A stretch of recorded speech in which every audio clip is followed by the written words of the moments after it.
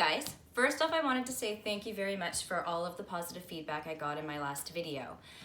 Before I introduce my next special guest, I would like to put a warning. A lot of my pets are snakes and spiders. So before I do a video which contains a snake or a spider, I will definitely give you a heads up.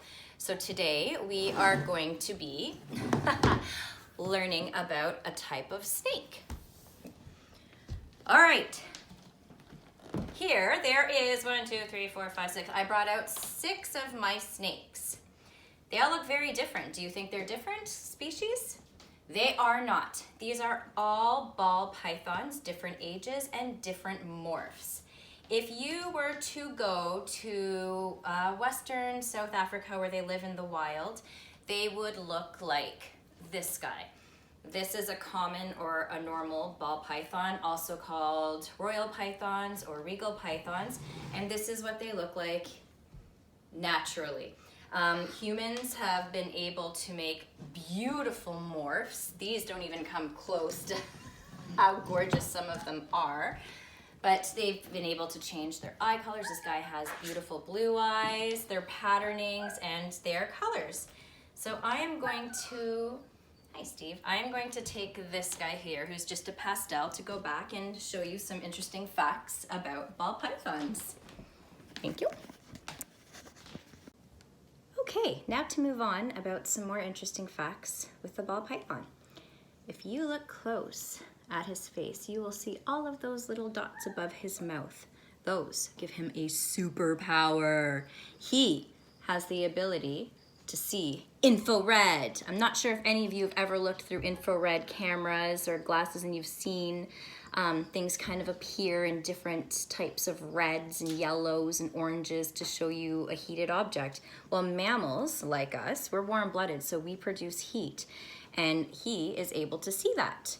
How cool is that? So he knows when there is prey or a predator close to him. So he can see this, and he sees it at night. They are nocturnal, so that's when he would eat, is at nighttime, and that's when he's awake, so he needs to have good vision then. So that's pretty cool. Not all snakes have that. Pythons have it, boa constrictors have it, and pit vipers have it. Another super duper cool thing about him is he has these little spurs at the end of his vent, and they're actually called vestibular hind limbs. See those little guys right there? And those are remnants from when he used to have legs.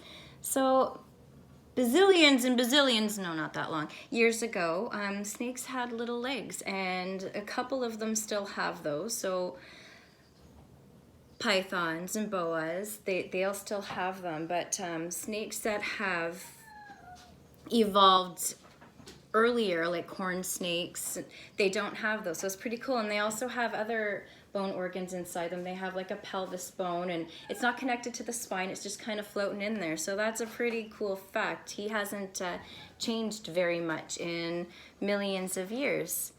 So he's pretty cool for that. They do use those little spurs sometimes for mating, and sometimes they use them in defense, like when they're fighting other snakes, usually for a mate. Other facts, they lay about 3 to 11 eggs per time. It takes about 55 to 60 days for those eggs to hatch.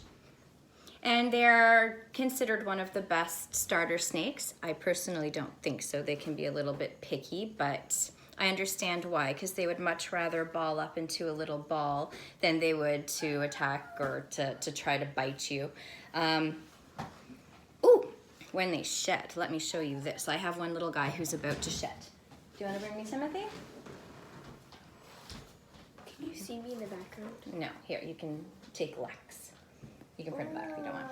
So, snakes and lizards, one of the big differences is eyelids. Lizards have eyelids, most of them, and snakes do not. Instead, they have a special translucent scale on top of their eye. It sheds off with them, and when they're about to shed, they kind of let you know, because see how it's all kind of blue and milky?